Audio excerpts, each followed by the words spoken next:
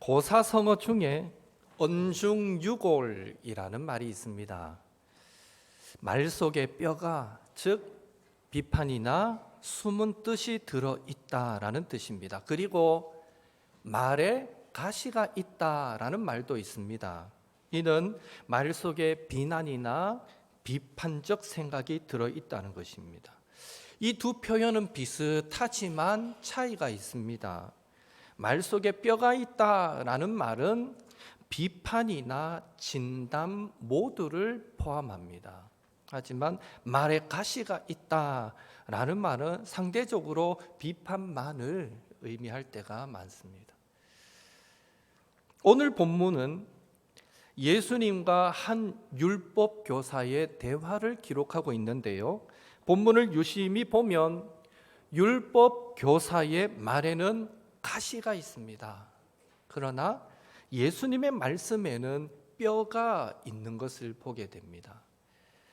어떤 의미에서 그런지 오늘 말씀을 함께 살피면서 또 잠시 은혜 받기를 원합니다. 어떤 율법 교사가 예수님을 찾아와서 선생님, 내가 무엇을 하여야 영생을 얻겠습니까? 하고 질문합니다. 이 질문은 적어도 두 가지 의미를 담고 있습니다. 첫째, 이 질문의 의도와 관련이 있습니다. 친절하게도 이 누가복음의 저자인 누가는 이 질문의 의도를 명확하게 밝혀주고 있습니다. 그것은 이 율법 교사가 영생 얻는 방법을 정말 간절히 알고 싶어서가 아니라 자신이 율법 교사, 율법의 전문가라는 입장에서 예수님이 뭐라고 답하시는지 예수님을 시험하기 위해, 즉 예수님의 답변을 붙들고 꼬리 잡아서 기회가 된다면 예수님을 공경에 빠뜨리기 위해서 질문했던 것입니다. 그러니까 율법 교사의 질문에는 가시가 들어있는 것입니다. 가시가. 사실 내가 무엇을 하여야 영생을 얻습니까? 하는 이 질문 자체는요, 너무너무 좋은 질문입니다. 참 믿음을 가진 성도라면 수시로 자신의 신앙을 돌아보고 점검하면서 내가 무엇을 하여야 영생을 얻을까? 내가 무엇을 하여야 하나님을 기쁘시게 할까? 내가 무엇을 하여야 날 위해 십자가 지신 그 예수님의 자랑이 될 수 있을까?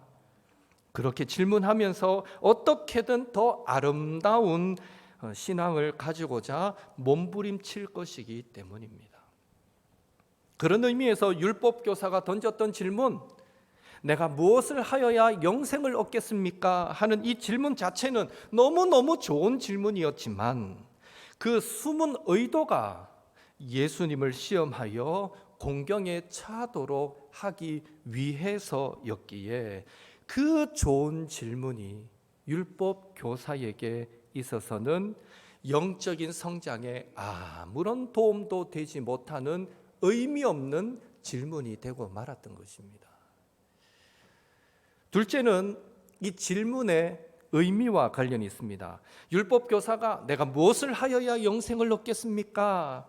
하고 했던 질문은요, 믿음, 하나님과의 바른 관계에 초점이 맞추어진 질문이 아니라 어떻게 행해야 구원받습니까? 하는 행위에 초점이 맞추어진 질문입니다.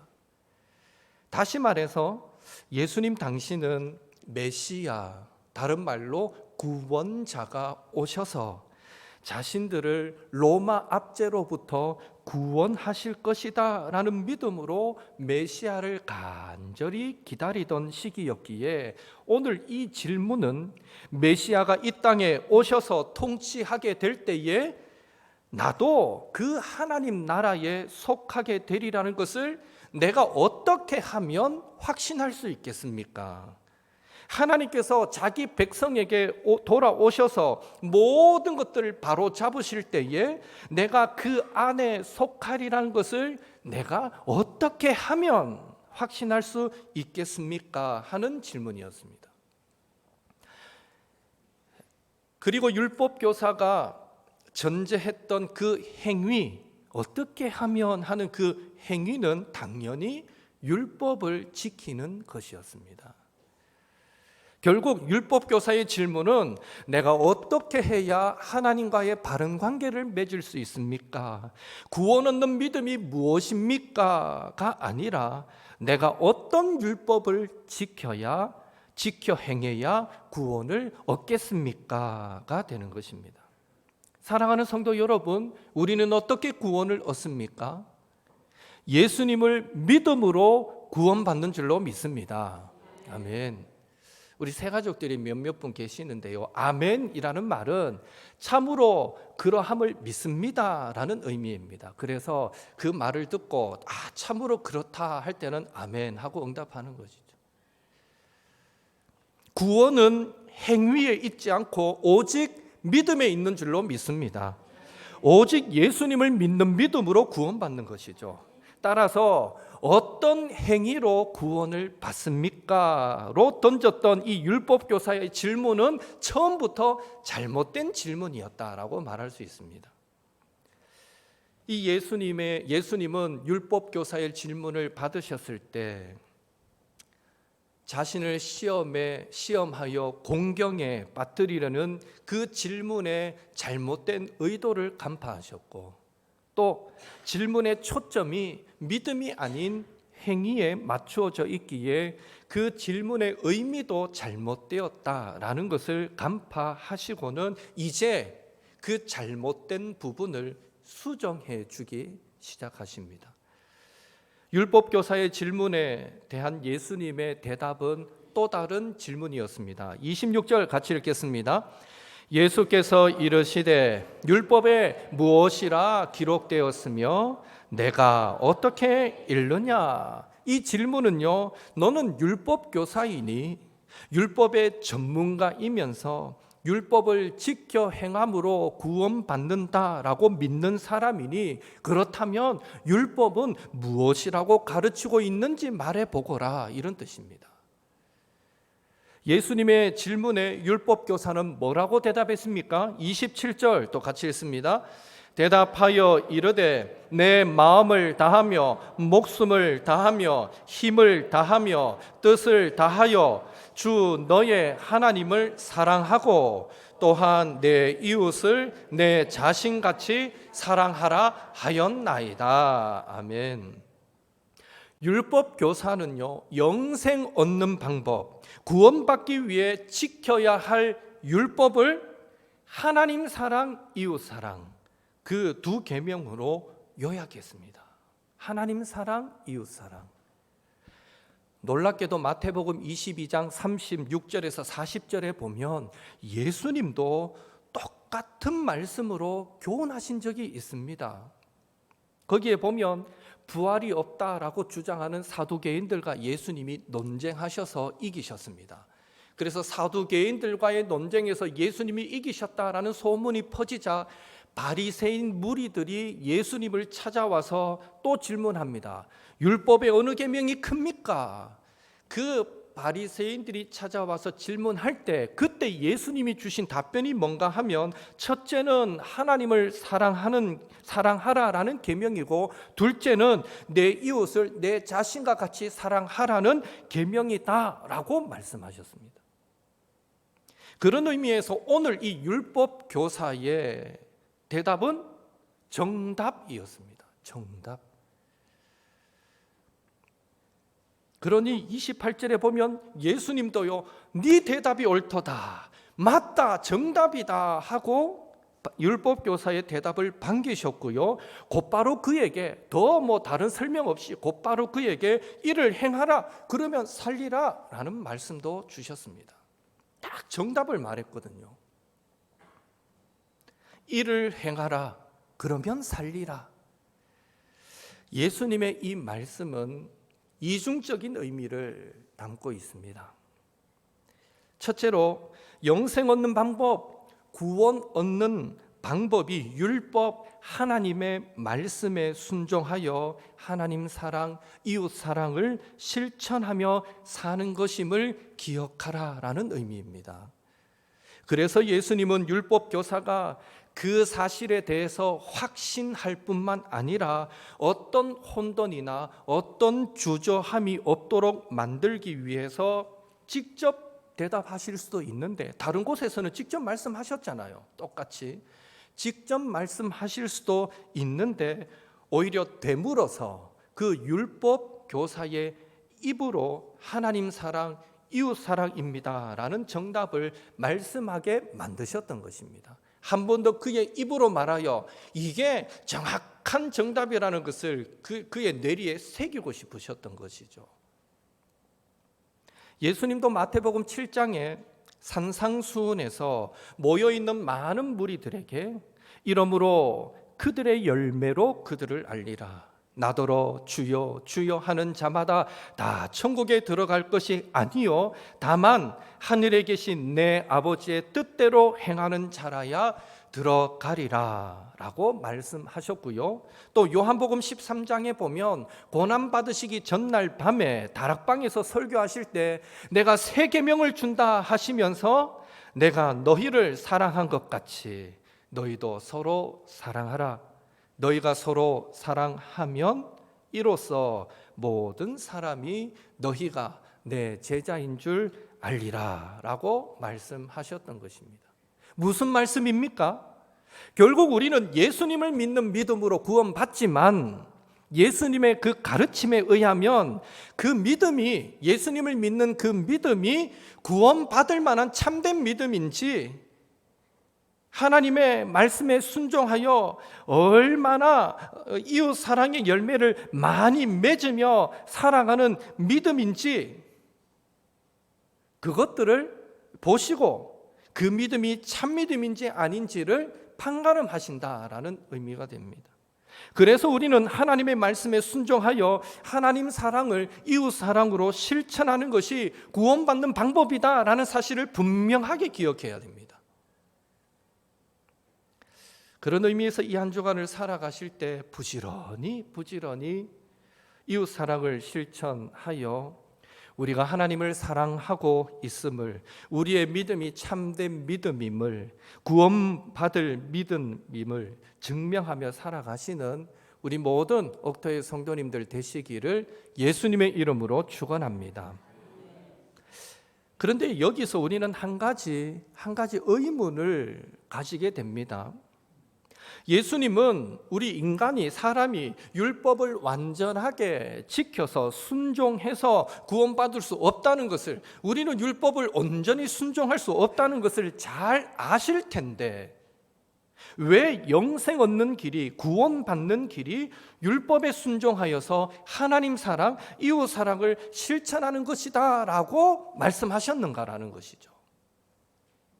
모순처럼 들리는 이런 의문점을 생각할 때에 하나님 사랑, 이웃 사랑을 행하라, 그리하면 살리라 라는 예수님의 말씀에는 가시가 아닌 뼈가, 율법 교사를 위한 숨겨진 진리가 들어있다라고 말할 수 있는데요. 그것은 둘째로 율법을 지켜서 구원받을 수 있는 사람은 아무도 없다는 것을 기억하라라는 것입니다.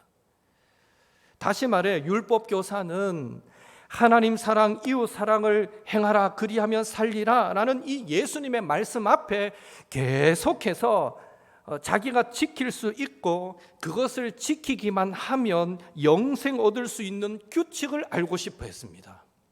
그래서 내 이웃이 누구입니까? 하는 질문까지 던져서 동족 유대인을 사랑하고 있다라는 자신을 옳게 보이려고 했습니다.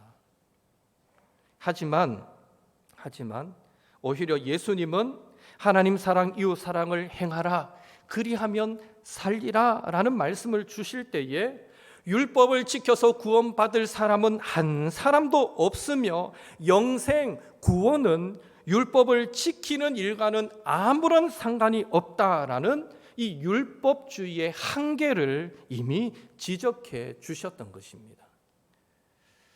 그러니까 예수님께서 율법 교사에게 이를 행하라 그러면 살리라 라는 말씀을 주실 때 1차적으로는 율법 교사가 하나님을 사랑하고 이웃을 사랑하며 그렇게 실천하며 살기를 바라는 마음으로 주셨습니다. 그러나 궁극적으로 율법 교사에게 그 계명은 진리이지만 너는 절대로 그 계명을 온전히 행할 수가 없어. 특히 네가 가지고 있는 그 이웃이라는 그 개념으로는 그 계명을 지켜서 구원받을 수가 없어. 오히려 너는 그 계명을 지키면 지키려고 할수록 살게 되는 것이 아니라 죽게 될 거야 라고 지금 말씀하시는 것입니다. 그리고 그렇게 말씀하신 이유를 사마리아인의 비유로 설명해 주고 계시는 것이죠. 사마리아인의 비유에 보면 유대인으로 추정되는 한 사람, 왜냐하면 제사장과 레위인이 그래도 이래 도와줄까 말까를 고민했거든요. 고민했다는 것은 그 사람이 이방인이 아니라 유대인이었을 것이다 라는 전제를 하는 겁니다. 유대인으로 추정되는 한 사람이 예루살렘에서 여리고로 내려가다가 강도를 만나서 거의 죽게 되었습니다. 이때 당시 유대 사회에서 존경받던 제사장과 레위인이 각기 다른 시간에 그곳을 지나가게 되죠. 이들은 모두 종교 지도자들입니다. 그리고 고통받는 사람을 도울 것으로 충분히 예상되는 사람이었습니다. 그러나 우리의 예상과는 달리 이 제사장과 레위인도 길에서 강도 만나 죽게 된 사람을 보았을 때에 그를 피해서 멀찌감치 돌아서 가버리고 말았습니다. 누구보다도 하나님의 사랑을 실천하는 데 본을 보여야 할 제사장과 레위인들이 왜 강도 만난 사람을, 죽게 된 사람을 그냥 지나쳤을까요? 그들의 마음속에 그 죽어가는 사람을 불쌍히 여기는 마음이 없었기 때문일까요? 그것은 아닙니다. 사람이라면 본능적으로 그런 상황에서 불쌍히 여기는 마음을 갖습니다. 여러분, 길 가다가 이 골목에 차가 막 맞물려가지고 잘 못 나가면 지나가는 사람은 본능적으로 손으로 신호해가 빼주고 이러고 지나갑니다. 별것 아닌 그 일도 그냥 못 지나치고 자기가 막 이래주고 길을 다 터주고 지나가는데, 하물며 아무리 내가 모르는 낯선 사람이라 할지라도 사람이 다쳐서 죽게 되는데 그거 보고 그냥 불쌍히 여기는 마음 없이 지나갈 사람은 한 사람도 없다는 것입니다. 그렇다면 강도 만나 죽게 된 자를 돕는 것이 하나님께서 기뻐하시는 일이라는 사실을 이들은 몰랐을까요? 당연히 그것도 아닙니다. 그들은 종교 지도자들이었기 때문에 누구보다도 그런 사실을 더 잘 알고 있었습니다. 그렇다면 왜 강도 만난 자를 돕지 않았던 것일까요? 왜냐하면 제사장, 레위인에게는 나름대로 도울 수 없는 이유가 있었기 때문입니다. 그들이 지금 왜 예루살렘에서 여리고로 내려가고 있는지 정확하게는 알 수 없지만, 그러나 제사장이라는, 레위인이라는 그런 신분만 보더라도 그들은 분명 종교적인 어떤 일을 하기 위해 가고 있었을 텐데, 만약 죽게 된 자를 도우려고 가서 그를 만졌다가 그가 죽어 있는 까닭에 혹시 시체를 만진 것이 되면 레위기 21장 1절에 나오듯이 그들은 부정함을 입게 되기 때문입니다. 부정하게 되면 곤란해지죠. 그날 처리해야 할 업무들을 볼 수가 없습니다. 더 나아가서 부정하게 되면 별도로 자신을 정결하게 하는 의식도 치러야 하는 번거로움이 있습니다. 그래서 그들은 자신들이 아니어도 나는 지금 할 일도 많은데 하는 마음으로, 누군가가 도와주겠지 하는 마음으로 그 자리를 떠나갔던 것입니다. 강도 만난 자를 도와주어야 한다는 사실을 알면서도 자신들 나름대로 더 중요하다라고 여기는 이유가 있었기 때문이었습니다. 그 후에 놀랍게도 강도 만나 죽게 된 사람을 보살피기 위해 그 자리에 멈춰섰던 사람은 사마리아 사람이었습니다. 사마리아 사람은 그를 보고 불쌍히 여겼습니다. 그래서 일단 응급처치를 했고요. 그 다음에는 자기가 타고 왔던 짐승에 태워서 주막으로 태워갑니다. 주막에 가서 하루를 돌봐주게 됩니다. 그리고 그 이튿날 향후 들게 될 치료비와 방값과 식사비를 모두 자신이 지불하게 되고요. 모자라면 내가 돌아오는 길에 주겠다라는 약속까지 하고 떠나가게 됩니다. 여러분, 사마리아 사람이 치렀던 희생이 너무나 큽니다. 강도 만난 자를 도우려다가 자신도 강도 만날 수 있다는 위험을 첫째로 각오했습니다. 이 당시 시대적 배경이 그렇습니다. 길을 가다가 강도가 어떤 사람을 잡아서 때리고 길에 눕혀두면요, 그리고 그 짐을 빼앗아 가는 것이 아니라 그 옆에 숨어 있습니다. 또 지나가는 사람이 혹시 이 사람 보고 돕고 있으면 또 와서 그를 공격하기 위해서 이런 일들이 비일비재했습니다. 그러니까 강도 만난 사람을 돕기 위해 선다는 것은 나도 강도 만날 수 있다라는 위험을 각오하는 것입니다. 이걸 알았기 때문에 제사장과 레위인들은요, 보자마자 얼른 피했던 것입니다. 그 자리를. 나도 강도 만날 수 있으니까. 그리고 가던 길이 하루가 지체되었습니다. 그 길 가면 자기 볼 텐데 주막에 데려가서 그를 하루를 돌봤잖아요. 하루라는 시간이 지체되었습니다. 향후 치료비와 방값, 식사비를 지불함으로 재정적인 손해도 컸습니다. 심지어 더 많은 비용이 들면 돌아오는 길에 주겠다고 약속하므로 돌아오는 길에 굳이 이 주막을 들를 이유가 없을 수도 있는데 들러야 하는 수고로움도 전제했습니다. 사마리아 사람은 지금 강도 만난 유대인을 위해서 이런 희생을 자처하고 있는 것입니다. 여러분, 예수님 당시에 순수 혈통을 자랑했던 유대인들은요, 이방인들과 피가 섞였다, 우상숭배했다라는 이유로 사마리아 사람을 경멸했습니다. 개와 돼지처럼 짐승처럼 여겼습니다. 그래서 사마리아 사람들뿐만 아니라 이방인들, 세리와 죄인들을 유대인들은 자신들의 친구, 자신들의 이웃의 개념에서 제외시켜 버렸습니다. 그렇게 유대인들로부터 경멸받던, 이웃 취급, 사람 취급도 받지 못하던 사마리아 사람이 민족과 문화와 종교의 경계를 뛰어넘어 강도 만나 죽게 된 유대인을 도왔다라는 것은 오늘날로 치면 큰 부상으로 죽게 된 기독교인이 있는데, 그것을 보고 똑같은 기독교인은 그냥 지나갔는데, 예배 드리러 가야 되는데 지각하면 안 되는데, 어떤 이유가 있든지 간에 그냥 지나쳐 버렸는데 이슬람 교도가 그를 불쌍히 여겨서 보살펴 주었다라는 것과 같은 의미가 됩니다. 미국 노예 시대에 부상당한 한 백인을 2명의 백인은 못 본 척 지나갔는데, 한 흑인이 우연히 그곳을 지나가던 한 흑인 노예가 평소에 백인에게 짐승 취급받으며 온갖 고초와 온갖 수모를 당해야 했던 흑인 노예가 그 부상당한 백인을 치료해 주었다라는 것과 같은 의미가 되는 것입니다. 이 비유의 끝에 예수님께서 율법 교사에게 던졌던 질문이 무엇입니까? 36절 같이 읽겠습니다. 내 생각에는 이 세 사람 중에 누가 강도 만난 자의 이웃이 되겠느냐?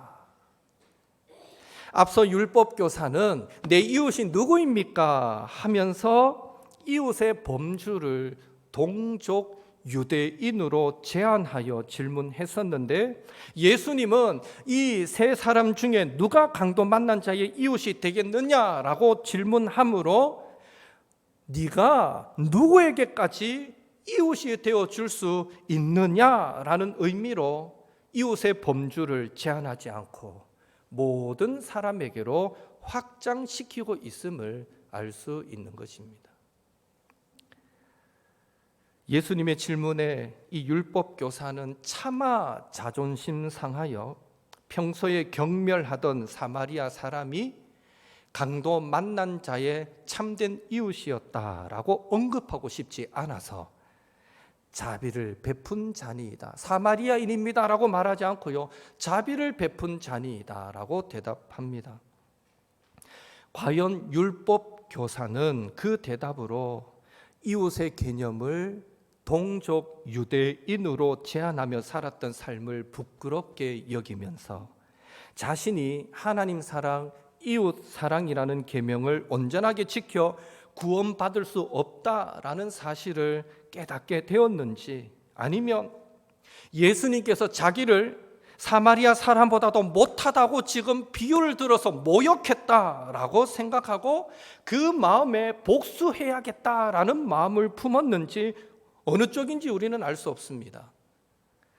다시 말해 율법 교사가 예수님의 가르침을 진리를 담고 있는 뼈 있는 말로 여겼는지, 자신을 비판한 가시 있는 말로 여겼는지 우리는 알 수 없지만, 최소한 율법 교사는 예수님께서 자신에게 마지막으로 하신 말씀, 가서 너도 이와 같이 하라라는 이 말씀이 너도 자비를 베푸는 사람이 되라, 너도 자비라는 계명을 지키는 자가 아니라 자비로운 사람이 되라, 너도 도움이 필요한 모든 사람에게 자비를 베푸는 인격을 갖추라 라는 의미였음을 적어도 이해했을 것입니다. 결국 예수님께서 사마리아인의 비유까지 주시면서 율법 교사에게 하고 싶었던 말씀은, 영생 구원은 계명을 지키는 행위로 얻는 것이 아니라 오직 예수님을 믿는 믿음으로 얻는 것이고, 그 예수님을 믿는 믿음이 홍수가 쳐도 괜찮을 만큼 반석 위에 집을 세운 것 같은 참된 믿음인지, 아니면 홍수가 치면 금방 쓸려 내려가는 모래 위에 집을 세운 것 같은 거짓 믿음인지, 하나님을 사랑하고 이웃을 사랑하는 그 실천으로, 그 열매로 우리는 알 수 있으며, 그러하기에 오직 믿음으로, 오직 은혜로 구원받은 성도는 은혜에 빚진 마음으로 내가 무언가를 열심히 지켜서 구원받은 것이 아니라 나는 오직 믿음으로 구원받습니다, 나는 오직 은혜로 구원받습니다 하는 사실을 알고 은혜에 빚진 마음으로 완전하지는 않더라도 최선을 다해서 내 곁에 있는 사람이라면 누구든지 사랑하며 살아야 하고, 그렇게 살아가는 것이 이 땅에서 하나님 나라의 삶을 사는 것이고, 장차 죽어서도 영생, 구원, 천국이 약속된 삶이다라는 것입니다. 선한 사마리아 사람처럼 하나님의 사랑을 이웃 사랑으로 실천하는 것이 믿음으로 구원받는 방법이고, 예수님의 소중한 가르침인 것을 우리는 잘 알지만, 그러함에도 불구하고 사실 그 말씀은 실천하기가 어려운 말씀 중 하나라는 것을 우리는 부인할 수가 없습니다. 왜 알면서도 실천하기가 어려울까요? 어쩌면 우리에게도 제사장과 레위인들처럼 우리의 앓을 잠재워 버릴 만큼의 다른 이유들이 있기 때문은 아닐까요? 이웃 사랑은 국가나 기관이 해야 할 일이라고 외면할 수도 있고, 종교적인 이유로 외면할 수도 있고, 관계가 좋지 못하다는 이유로 거절할 수도 있고, 내가 처한 상황이 좋지 못하다는 이유로 또 외면할 수도 있는 것입니다. 문제는 우리가 외면하고 거절하는 그 모든 이유가 하나님 보실 때도 그것이 중요한가 하는 것인데요, 따져보면 그렇지 못할 때가 대부분이라는 것입니다. 결국 우리는 날마다 말씀과 기도를 통해서 하나님의 음성을 듣지만 하나님 사랑, 이웃 사랑을 실천하며 살아라. 우리는 그 하나님의 음성을 듣지만 그 음성에 온전히 순종하기보다는 순종할 수 없는 이유를 더 많이 찾으면서 불순종하며 살 때가 많더라는 것입니다. 지금 우리가 살아가고 있는 시대는 사랑이 메마르고 사랑에 갈급한 시대라고 말할 수 있습니다. 우리 주변을 돌아보면 마치 강도 만난 자비를 베풀어야 할 사람들이 많이 있습니다. 우린 이 한 주간을 어떻게 살아야 할까요? 오래전에 제가 꾸었던 꿈인데요, 생생해서 아직도 기억하고 있는 꿈이 하나 있습니다. 꿈에 길을 가는데 하반신이 없는 장애인을 제가 보게 됩니다. 꿈입니다, 꿈. 그런데 그 장애인의 모습을 보니까 막 너무나 고통스러워하고 있는데 그 몸을 보니 막 온 몸에 막 구더기가 막 생겨서 막 기어다니고, 심지어 막 그 옆에도 막 기어다니고, 보는 것만으로도 막 끔찍한 장면이었습니다. 그리고 또 직접적으로 꿈속에서 저에게 도와달라고 말은 하지 않았지만 그 사람은 아이고 아파 하면서 신음하고 있었습니다. 그 괴로운 소리를 꿈에서 들을 수 있었습니다. 온몸이 상처투성이인 그 사람이 꿈속에 제 앞에 딱 나타났었는데, 꿈이었지만 여러분 너무 끔찍했습니다. 제가 보기에 너무 끔찍했고요, 또 너무 더럽고 너무 지저분해 보여서 빨리 그 자리를 피하고 싶은 마음이 제 안에 들었습니다. 그래서 저는 그 사람 곁에 가보지도 못하고 그 자리를 피해버리고 말았고, 그리고 꿈을 깼습니다. 꿈을 깨자마자 저는 큰 충격을 받았습니다. 아무리 꿈이라지만 제가 그 불쌍한 사람을 외면했다는 죄책감이 들었습니다.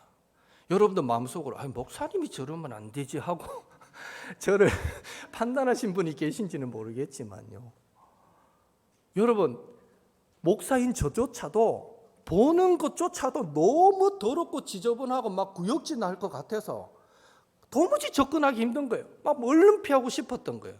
나도 모르게 꿈에 그런 꿈을 꿨던 거예요. 그러나 외면했다는 죄책감이 들었습니다. 그러면서 하나님께서 제 마음속에 문득 떠오르게 하신 말씀이 있는데, 베드로에게 하늘에서 보자기를 내려 보내주시면서 그 보자기 안에 수많은 곤충들이 있는데 너 이거 집어 먹으라 하실 때에 베드로가 저는 이때까지 더럽고 부정한 것은 한 번도 먹은 적이 없습니다 하고 거절했던 그 내용이 떠올랐습니다. 베드로가 꾸었던 그 환상의 결론은요, 하나님이 깨끗하게 하신 것을 네가 왜 더럽다고 말하느냐라는 것입니다. 꿈도 꾸고 그 베드로의 환상까지 생각했던 저는 스스로 나는 정말 하나님이 기뻐하는 사람인가? 나는 정말 주님의 사랑을 실천하고 사는 사람인가? 나는 정말 사랑의 사람인가? 스스로 묻지 않을 수 없었습니다.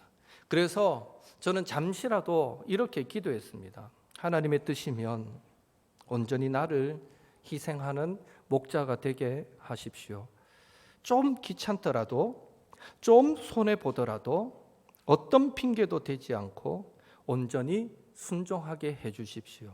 진심으로 사랑을 실천하는 목자가 되게 해주십시오. 어떤 대가도 바라지 않고 그냥 값없이 받은 주님의 사랑을 값없이 나누는 목자가 되게 해주십시오. 나도 사랑의 사람, 자비의 사람이 되게 해주십시오. 여러분, 이 한 주간을 어떻게 살아가시기를 원하십니까? 바라기는 먼저는 오직 믿음으로, 오직 은혜로 구원받은 사람이라는 감사가 매 순간에 저와 여러분의 입술에서 고백되어지기를 주님의 이름으로 축원합니다. 더 나아가 은혜에 빚진 마음으로 가깝게는 내 가족과, 더 나아가서 교회 성도들과 직장 동료들과 이웃들, 심지어 스쳐 지나가는 모르는 사람들에게까지 사마리아 사람처럼 사랑의 사람, 자비의 사람이 되셔서 긍휼과 자비와 사랑을 실천하는 한 주가 되시기를 바라고요.